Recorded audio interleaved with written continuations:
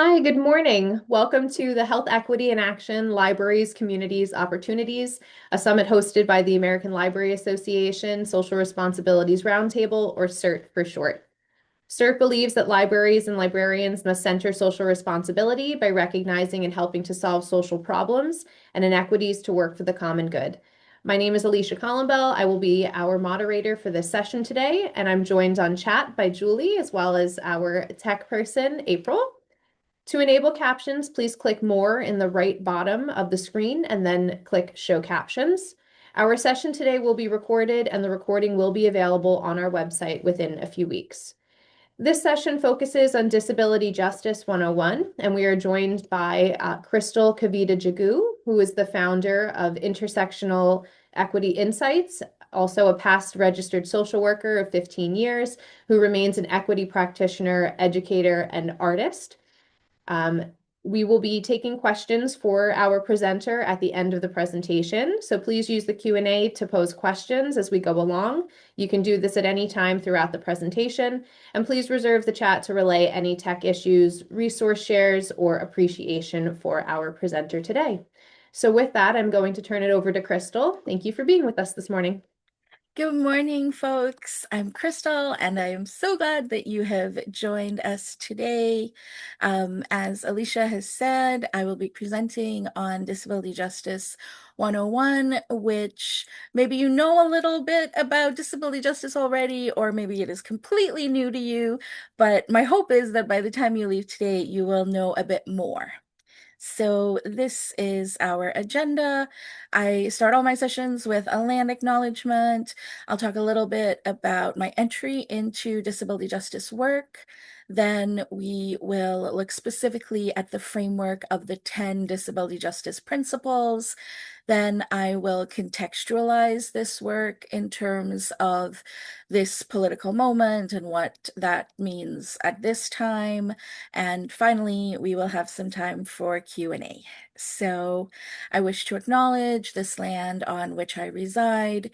It is the traditional territory of many nations, including the Mississaugas of the Credit, the Anishinaabe, the Chippewa, the Haudenosaunee, and the Wendat peoples. I acknowledge that Toronto is covered by Treaty 13, signed with the Mississaugas of the Credit, and the Williams Treaties signed with multiple Mississaugas and Chippewa bands. This land remains home to many Indigenous communities from across Turtle Island, and I am grateful to have the opportunity to live here as I work in solidarity with Indigenous folks. Additionally, I acknowledge the many people of African descent who are not settlers, but whose ancestors were forcibly displaced as part of the transatlantic slave trade against their will and made to work on these lands. When I think about land acknowledgements, I am particularly cognizant of the Indigenous teachings that I try to work in solidarity with. And so, as far as my disability justice work, one of the things that I try to keep in mind is a quote from Tanya Talaga, where she says that in Ojibwe and Cree culture, leadership didn't mean power, it meant caring. And so that I think is really crucial when we talk about disability justice work. And so, just so you have an understanding of what brings me to this work, I initially began my social work career as a therapist. And so by the time I was in a mental health therapist role at the University of Toronto in 2018, I realized that I was teaching students individual coping skills for what were much larger oppressive systems. And so I thought that moving into an accessibility advisor role would allow me to advocate on behalf of students so that they did get their accommodations to be able to succeed at school. And so that's where I transitioned into accessibility services in 2018. And by the time COVID hit, we were all sent home to work from home while we were trying to flatten the curve.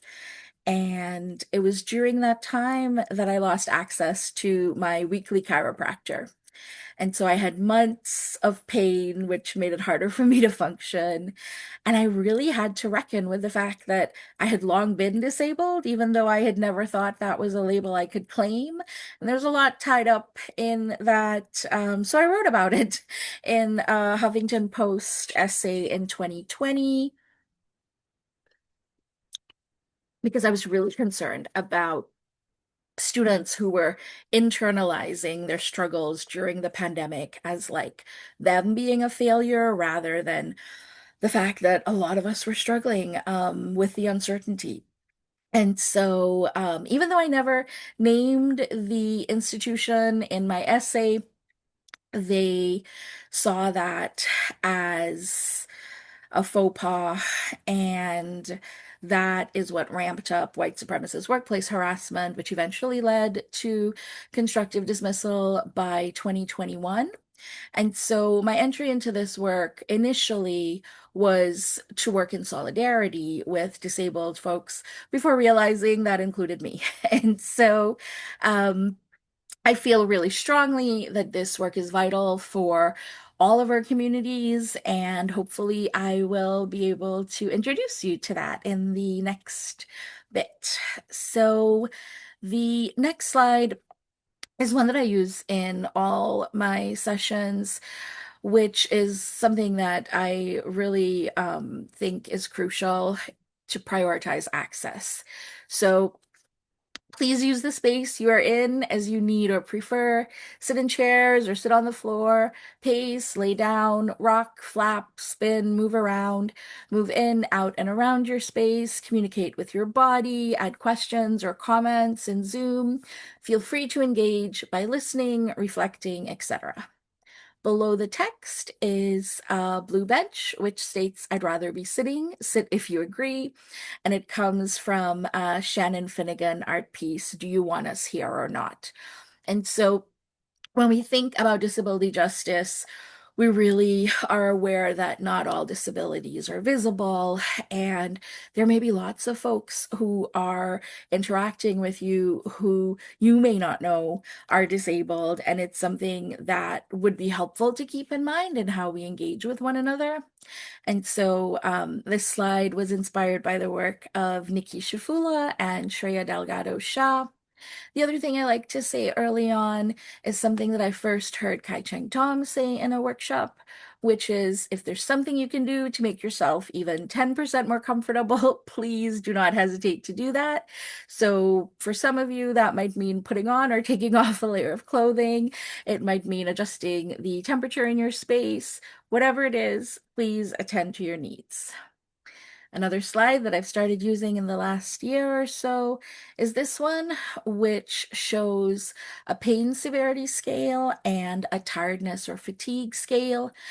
And they are both examples of some of the things that folks with disabilities may be dealing with at any given time, whether they disclose that or not. And so this really is just to, again, convey that the personal is always political. Alice Walker says, if you lie to yourself about your own pain, you will be killed by those who will claim you enjoyed it. And so, especially for those of us who come from marginalized groups, I think it can be really an act of reclamation to be transparent about our needs, even though we live in a world that often deems us disposable. And so, here are the 10 disability justice principles. If you are unfamiliar with this framework, hopefully some of these at least seem like some good ideas. The thing that I really love about disability justice is that it aligns with every other justice movement out there. So it is aligned with abolition, it is aligned with Palestinian liberation, environmental justice, harm reduction, reproductive justice. And with that in mind, I am going to use the next while to go through each of these 10 principles, hopefully in a way that makes sense to you all, because I was at all the sessions yesterday and I heard about some really pressing issues. And each and every one of them, I was like, disability justice would address this. And so I'm glad for all of you that are here and those that will look at the recording later, because this is just such a vital framework. It begins with intersectionality. It goes on to leadership of those most impacted. The third principle is an anti-capitalist politic. The fourth, cross-movement solidarity. The fifth, recognizing wholeness. The sixth, sustainability. The seventh, cross-disability solidarity. The eighth, interdependence. The ninth, collective access. And the 10th, collective liberation.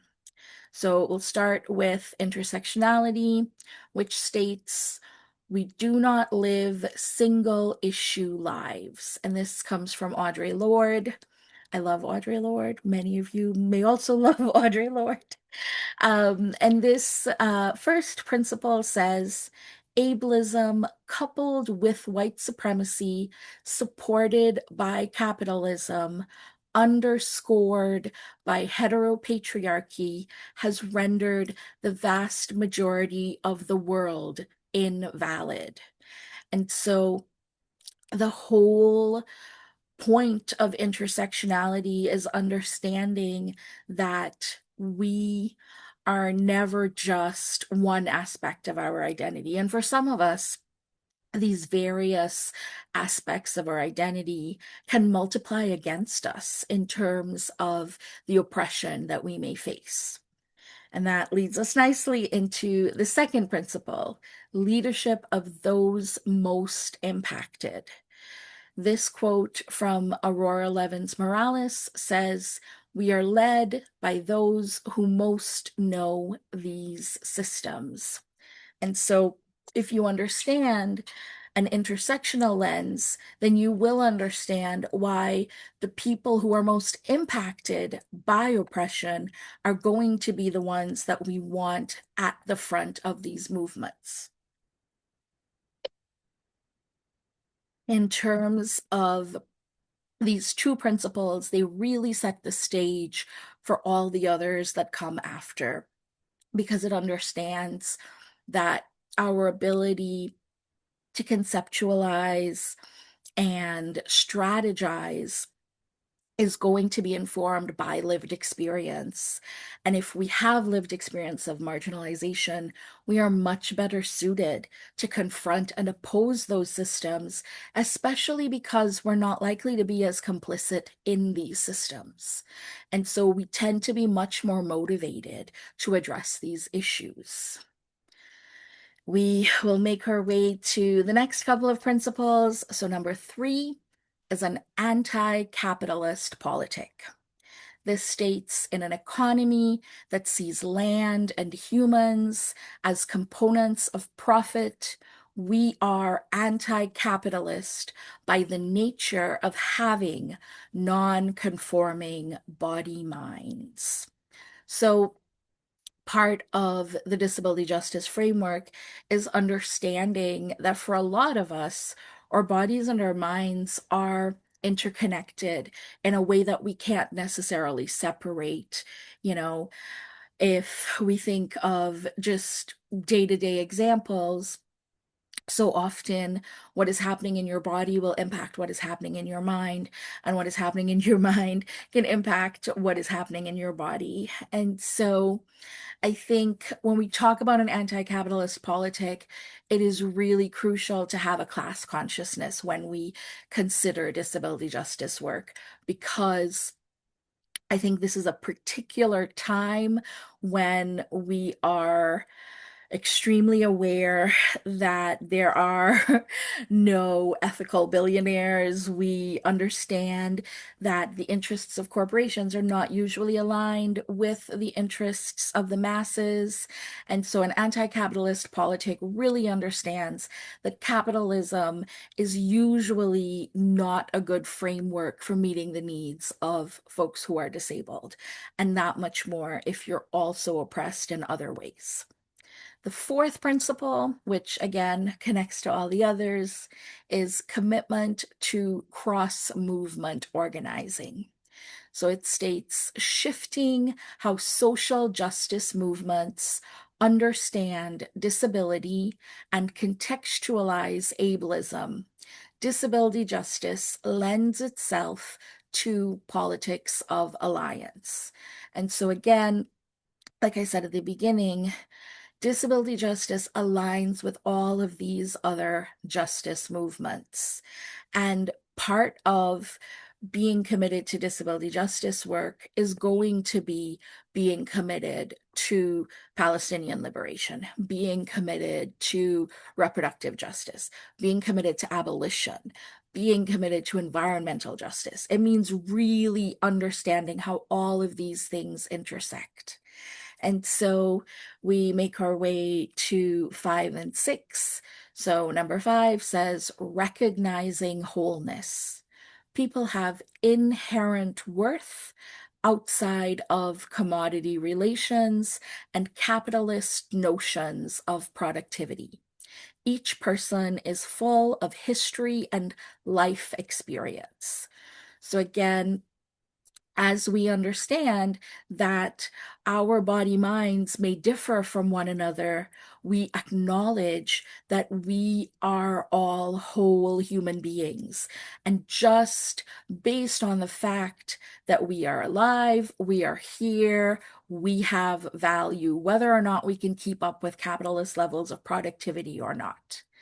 And so this connects really well to the sixth principle of sustainability, which states we pace ourselves individually and collectively to be sustained long term. Our embodied experiences guide us toward ongoing justice and liberation. And so if you understand that we are whole human beings, regardless of whether or not we can conform to capitalist expectations of productivity, you understand that we may need to pace ourselves differently from one person to the next. And if we pace ourselves, then we are more likely to remain in the struggle for the longer term, to work with one another, which you will see is very well connected to these other two principles. So, number 7 states commitment to cross disability solidarity. We honor the insights and participation of all of our community members, knowing that isolation undermines collective liberation. So, cross disability solidarity is something that I think we can probably all get better at. It's something that I know I actively work on. Every time I add alt text to a post, because I understand that someone who relies on a screen reader to be able to get access to information needs me to write the alt text, right? I understand that when I submit a proposal for some workshop series that I want to do, I say in there that I want to have some money put aside for an ASL interpreter because I want deaf folks to be able to attend and participate fully. And so, really understanding that the more of us that are able to collaborate with one another, the more likely we are going to be successful with movement work. The eighth principle follows naturally from this, and it is interdependence. It says we meet each other's needs as we build toward liberation, knowing that state solutions inevitably extend into further control over lives.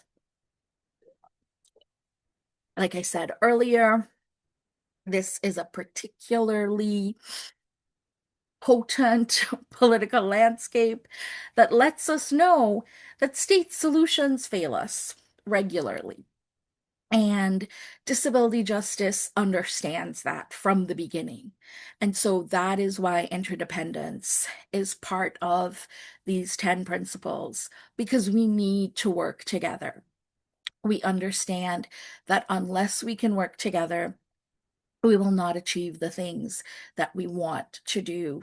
And I know for myself, I have done a lot of reading about this stuff. I've listened to lots of podcasts, I've attended lots of events, and it is something that I try to remember in challenging moments in terms of social justice work, because we really do need to figure out how to work together. And I'll definitely talk a little bit more about that as we go on. But to close us off, we have the 9 and 10 principles. So, number 9 states collective access. As brown, black, and queer bodied disabled people, we bring flexibility and creative nuance that go beyond able bodied minded normativity to be in community with each other. And so this framework was developed by Black and Brown, queer, and trans disabled folks. And so that intersectional lens is what guides their work to understand that we all deserve collective access. And that will lead us to number 10, which is collective liberation. No body or mind can be left behind. Only moving together can we accomplish the revolution we require. And so those are the 10 disability justice principles. And what I want to talk about next is applying disability justice. So here are a couple more quotes from the Disability Justice Primer. The first is from Lateef McLeod. It states, disability justice is fundamental in disrupting how we define a productive member of society.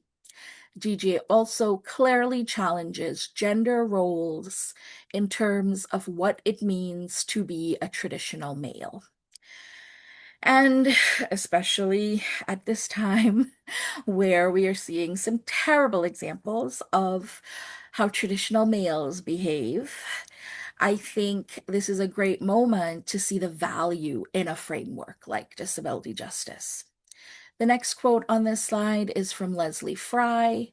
It states, instead of building a shared identity, disability justice builds identities out of a shared politic, working to build what our people are practicing, a shared and central power analysis that seeks, creates, demands a different kind of relationship to power and resources so that resources actually get directed to those who have less. And so when we look at these quotes, we can see how disability justice aspires to shift power so that we have a more equitable society. And so I'm going to add some more context in terms of this. So, this framework was developed by Sins Invalid decades ago. This is not a new framework, but it is a framework that really needs to be better understood by the general public so that more people can invest in it, so that we can actually achieve the liberation we deserve. And so this is a quote that comes from the Disability Justice Primer that really highlights that some of the issues that we are currently facing are not new. They may be newer to certain communities, but for the most oppressed of us, this has been our reality for decades. And so this quote is the statement that was released after a police violence incident. we witness the horror of a deadly chokehold placed on Eric Garner, a Black man with multiple disabilities, by the NYPD. We stand with LaShawn White, a deaf, queer Black woman who was running toward police for safety and instead tased by police and jailed for 3 days without access to an interpreter. We embrace the memory of Victoria Arellano, an underdocumented trans woman living with AIDS who died in an ICE facility in LA as a result of being denied medical care. We feel rage with the family of Kajimi Powell, a Black man with a mental health impairment who was shot by St. Louis police within seconds of their arrival for stealing 2 sodas and a package of pastries. And this was from 2014. So 22 years ago, this was the framework that we needed, and we definitely need this framework in 2026. The statement continues, we know that modern day police forces are direct descendants of the slave patrols employed to police and control the bodies and labor of enslaved African people and violently repress their resistance to slavery. We recognize that Black and Brown people with disabilities are pipelined from special education to incarceration of one form or another. We do not see training as a viable solution since it leaves intact the fundamental belief of the police that their purpose is to control the situation. As people with disabilities, our bodies and minds are not controllable and cannot always comply. This must be understood. Our bodies and minds are not criminal.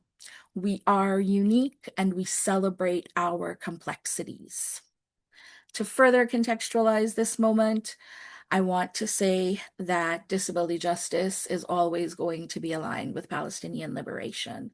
For those who know, Alice Wong, who died last year, here is a picture of her where she wrote an essay about how disability justice is aligned with Palestinian liberation. And you can see behind her is a Free Palestine sign on the back. And so the other thing I want to talk about in terms of contextualizing this moment is that when we talk about disabilities, we are not anywhere near where we need to be in understanding the impacts of COVID-19. I know that we will continue to see more and more research studies like this in the future because we did not do a good job of taking precautions. And so this was released earlier this month, actually. And as you can see from the title, it states school difficulties and long COVID in children and adolescents. So again, going back to my earlier point about how not all disabilities are visible, we are likely to see more disability-related challenges in children and adults as we go forward, because these are things that we haven't yet fully reckoned with. And so those are some of the things that I think are pertinent to this discussion of disability justice. And I want us to think about this quote from a few years ago. Some of you may be familiar with the work of J.T. Perry. She is someone who thinks really critically about disability justice as a disabled Black queer person. So she posted a Facebook status about how people who are socialized to think they are able-bodied is much more precise language than able-bodied, based on how many able-bodied people with chronic pain and chronic illnesses actually need accommodations, but do not ask for them because they have not yet reconciled they are not able-bodied. As she encouraged us to journal and work through this unpacking for our collective liberation. And so this was posted in 2023. I was able to get some grant funding to do a series of disability justice workshops where each week we focused on one of the principles and we did some writing exercises and discussion groups around that. And so this is something that I think probably applies to someone in your life, if not you, where it can be extremely vulnerable to open up about disability related challenges because we live in a really ableist society. And so I say that as somebody who had my own circuitous journey to coming to identify as disabled, and as someone who understands that it is crucial for us to be able to unpack the ways in which we could use accommodations to better manage our life and, get our needs met. And so that is something that I think about a great deal in terms of this work, where there are lots of folks who could benefit from investment in disability justice, but because of the ways in which it can be stigmatizing to be disabled, that is not a label that folks may feel safe to claim. And I have mentioned it before for myself. I did not come to identify as disabled until COVID-19 disrupted my access to chiropractic care. But the more that I have done this work, the more I've really come to understand how vast it is, these ways in which we can feel like we cannot be open about disabilities. So in 2021, I got an opportunity to write a feature for Best Health magazine about how people with disabilities were coping during the pandemic in Canada. I could find 5 sources from across the country, and it was the first time as a writer that I got access to photographers to go and take pictures of each of my sources, and it should have been a really exciting moment. Except of the 5 sources, 2 of them were Black and brown. Neither of them felt safe going on the record about their disabilities, even though one of them worked for the government. And the government has some really great rhetoric about how they accommodate folks with disabilities. But the fact that I could not find a single person who was both racialized and disabled, who was willing to go on the record about their disabilities, is why I could not find a single person to get their picture taken with these great photographers that I finally had access to. And so it was a bit of a bittersweet moment for me because I completely understood why my sources wanted to remain anonymous. And yet, I could also see how it was exactly these dynamics that made it hard for students with disabilities to come to identify as disabled, especially when they were BIPOC and all they saw of who was disabled in terms of representation were white folks. And so I had an editor who approached me and said, "Well, Krystal, your essay is starting off the vignettes. So are you open to having your photo taken so that we at least have one person as part of the series who is not a white person, who, shows that disabilities is not just a white issue?" And so it was a real challenging moment for me because I absolutely saw the value in that.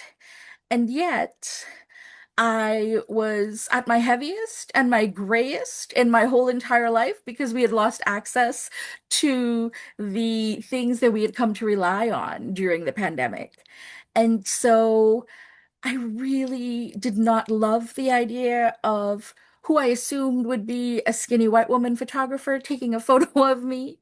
And yet I was like, but these are your values. Like, you have to live your values. And if you have an opportunity to shift this narrative and you don't do that, then that's not aligned with your values. And so I hated every moment of it, but I absolutely did the photo shoot because I really think that so many of these things are interconnected, where we don't see ourselves as part of what counts as disabled, and then we are more apprehensive to be open about our disabilities. And so, again, I really want to highlight that when we talk about disabilities, not all of it is visible.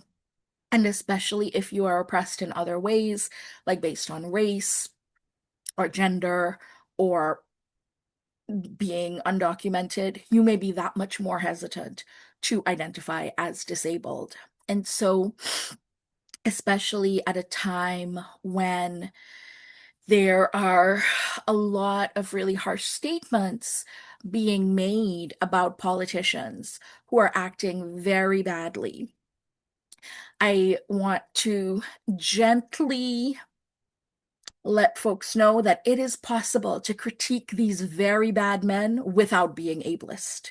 And maybe that is something that is just part of the norm of your language, but there is such an increase in ableist terminology when people are critiquing folks who they have every reason to hate. I am not policing your hatred of Trump or anybody else, but those of us who are disabled will see those comments that are being made, and it will let us know that you may not be someone who we can safely disclose our disabilities to. And so that's why I really highlight that not all disabilities are visible. And if we understand that, we can act accordingly.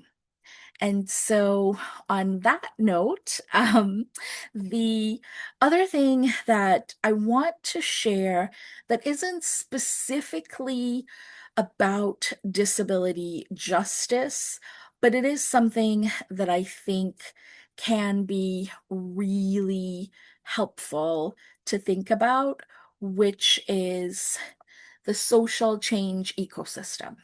So, this is something I'm going to put the link in the chat so folks can take a look at it in larger form. But it's something that from the first time I saw it, I thought it was super cool. And I've tried to incorporate it into a lot of my work since, especially when we talk about organizing. This is an overwhelming moment. And so the social change ecosystem is something that was developed by Deepa Iyer in 2020. And it shows us a variety of roles that we can play when we work towards equity, liberation, and justice in solidarity with one another. So if you're feeling overwhelmed right now, at least you're not a robot. I'm really glad for all of us here who are attending sessions like these and trying to do something positive. And so when you look at this social change ecosystem map, it highlights a variety of roles. So I am going to just go through each of these titles, and then we will move over to questions. So as you can see, weavers, the definition for that is I see through lines of connectivity between people, places, organizations, ideas, and movements. An experimenter is someone who innovates, pioneers, and invents, takes risks, and course correct as needed. A frontline responder says, I address community crises by marshaling and organizing resources, networks, and messages. Um, Yes, thank you, Tor. Visionaries, I imagine and generate our boldest possibilities, hopes, and dreams, and remind us of our direction. Builders, I develop, organize, and implement ideas, practices, people, and resources in service of a collective vision. Caregivers, I nurture and nourish the people around me by creating and sustaining a community of care, joy, and connection. Disruptor, I take uncomfortable and risky actions to shake up the status quo, to raise awareness, and to build power. Healers, I recognize and tend to the generational and current traumas caused by oppressive systems, institutions, policies, and practices. Storytellers, I craft and share our community stories, cultures, experiences, histories, and possibilities through art, music, media, and movement. Guides, I teach, counsel, and advise using my gifts of well-earned discernment and wisdom. So I would encourage you all to consider which of these roles align well for you. Maybe as I read those descriptions, you were like, nah, that one is not me. Maybe something else, you were like, oh my goodness, that is a role I've long played, but actually I don't want to play that anymore. Whatever that is for you, I would encourage you to sit with that and figure out how you can invest in disability justice work going forward because we need you. And on that note, I will see if there are any questions for me. We do have one in the chat, Krystal. Someone asked I'm curious if there are some online or written references to both the disability justice framework as well as the social change ecosystem map that can be read and referenced in other work. I see the list of 10 principles on the Invalid website, but so far only see one sentence on each of them. Are there longer form references? Yes. So the Disability Justice Primer is the book. It's like 54 pages long. It is such an easy read. It highlights how all of this is interconnected, and it talks a lot about mixed abilities organizing. So I think when we talk about movement work, there can often be the assumption that those who are most impacted are the ones who are doing that work. And we absolutely do that work. Yes, Tamia Jackson, thank you so much for putting that in the chat. Um, so I think if you're able to understand that, like, this collective liberation plan only happens if we have the investment of both disabled folks and who I sometimes call yet to be disabled folks, because as long as we don't die, we are likely to get more disabled. And so it's really crucial to understand that if you're not yet disabled, this is something that you might want to work towards for your sake as well as ours. Are there particular issues I've experienced with libraries that I wish they would address? Um, I heard from so many lovely library folks in the last day, and it got me thinking a lot about how little trust I had in my own local library. The Toronto Public Library once platformed a transphobe a few years back. And so I would wish for libraries to really understand that disability justice is never going to be aligned with transphobia. And, if you understand how intersectional this work is, then you would act accordingly in terms of how you engage with folks. And so I feel like the folks in this space are probably not trying to platform a transphobe, but I really would just encourage folks to consider the fact that all of our liberation is interconnected. And so when you're welcoming folks into the space, like, part of why I did not feel as comfortable engaging with the Toronto Public Libraries since that incident of transphobia is because I am very much in solidarity with trans communities. And so, being in a space like there were protests locally. We were like outside reading trans authors as like acts of protest. Like there were so many local authors who boycotted TPL.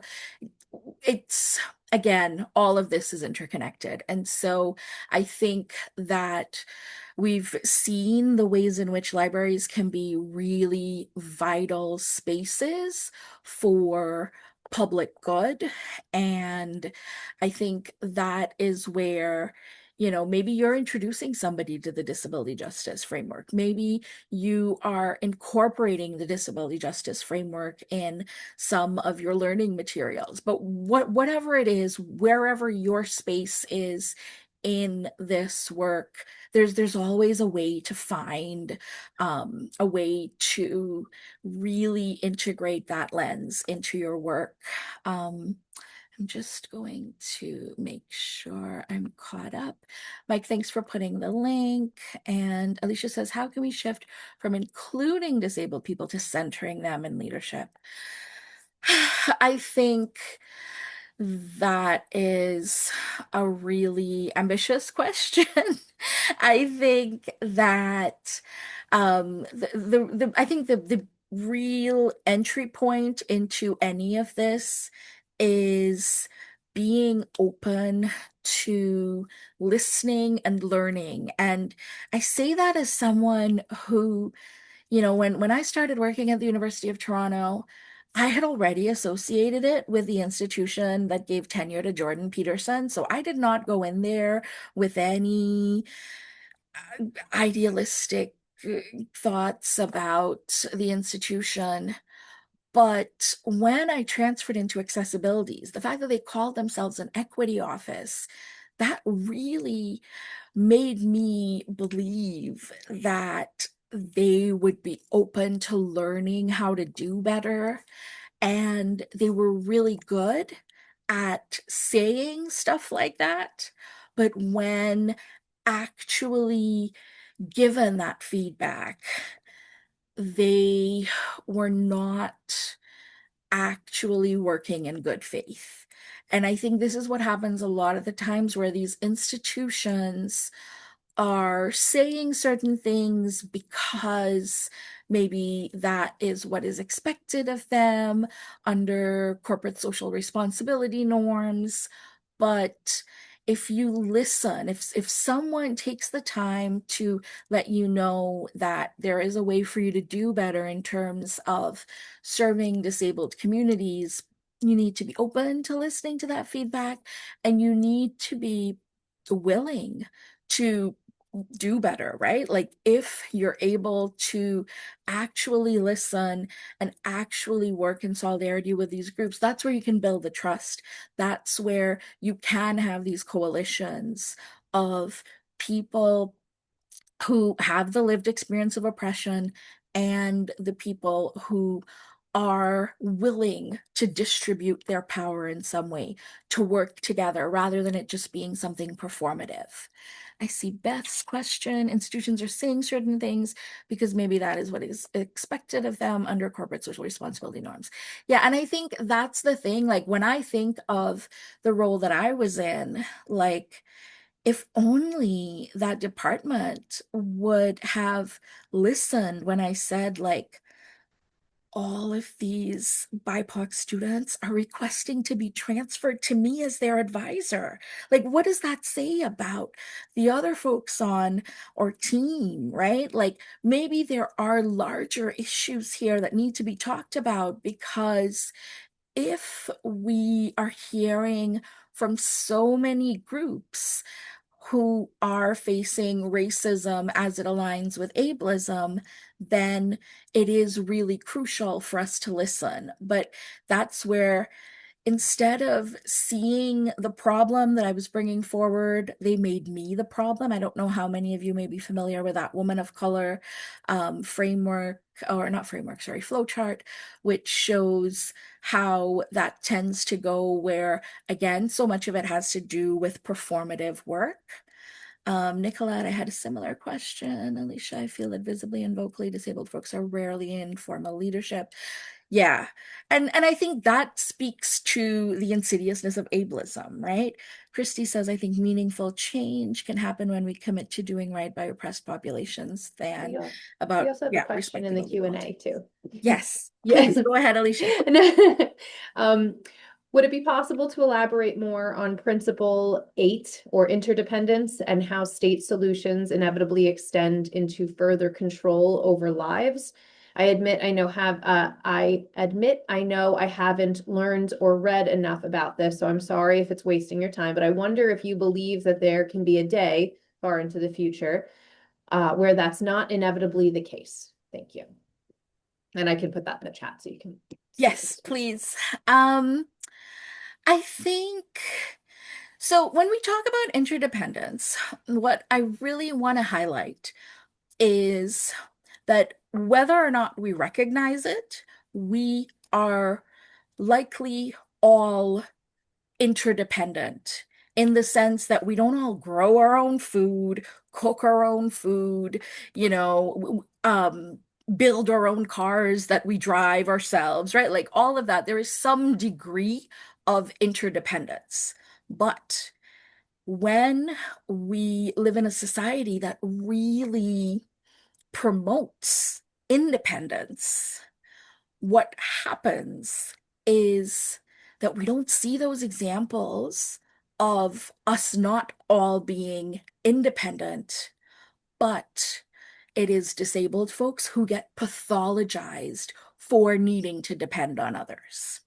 And so, if we are able to recognize that we are all interdependent, but only some of us have the resources to be able to exist in that way without it being stigmatized, then we can understand how crucial interdependence is for collective liberation.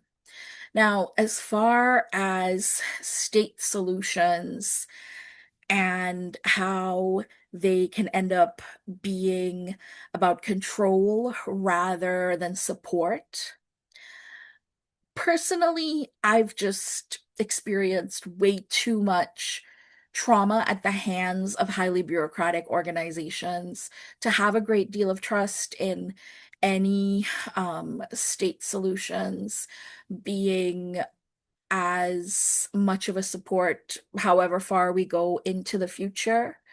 But I think that the examples that we've seen of how terribly things can go under particularly bad leaders is why it is so crucial to not rely on the state.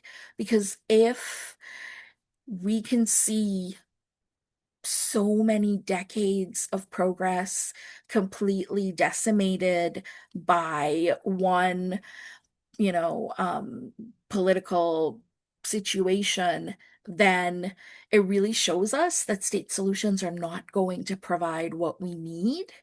And again, I think it really helps to understand the ways in which these systems began, right? When we talk about the police, it came from slave patrols.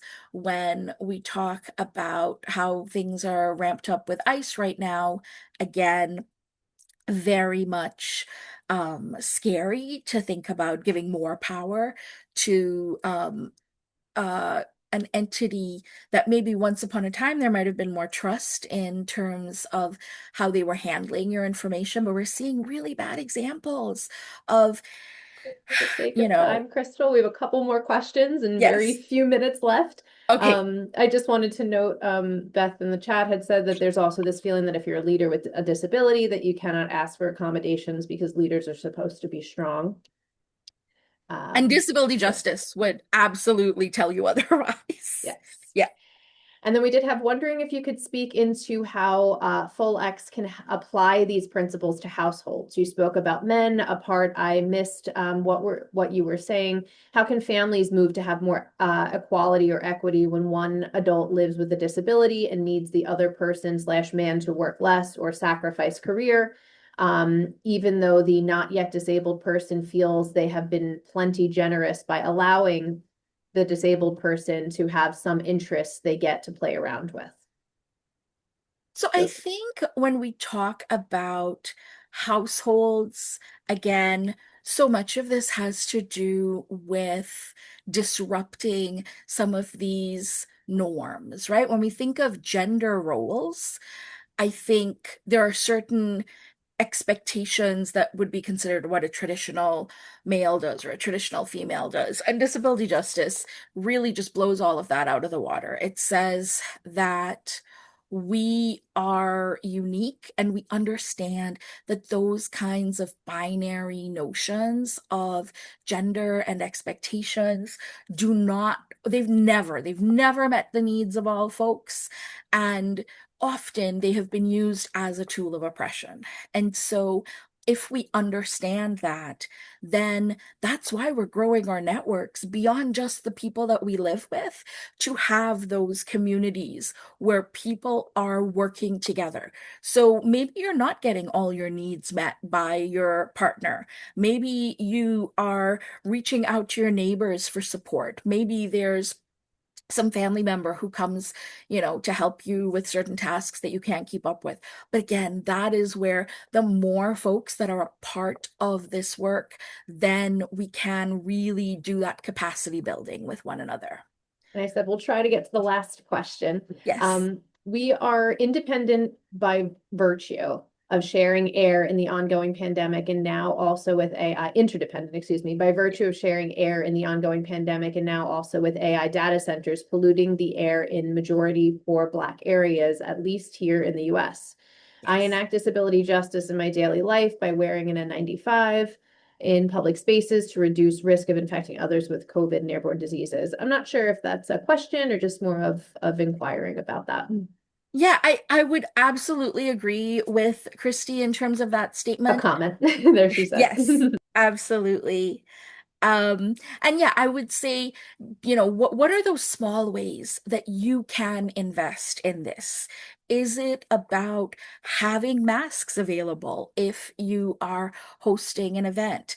Is it about encouraging people to, think critically about access, right? One of the things that I'm really grateful about with this event is that you're able to attend free of charge. But a lot of times to learn something, to participate in an event, you need to pay. If you're disabled, you are not as likely to be in a position to pay. So just really thinking about all of that. Yeah. Free is intentional. Yes. And I appreciate it. That was my point. Yes. Yes. So we're going to go ahead and close out. I believe, Yes. and we could keep talking about this for a full day's worth Yes. of this Yes. summit time. But thank you Sorry I so went much, over. Krystal, for being here. Yes. And thank you to our audience for attending. So just some final notes. So we are committed to ensuring that CERT's programs are diverse, inclusive, and free, as you mentioned, for attendees. And in order to do so, we do rely on support from ALA, from membership, and direct donations. You can help champion our roundtable's mission and commitments by donating at the link provided in the chat and or by joining CERT as a member. You can also make a general gift or select the CERT task force or award that you would like to support. So please help us maintain our high quality programming, the core values that sustain it, and our commitment to accessibility by making a donation, becoming a CERT member, or helping to spread the word about our roundtable and events just like this one.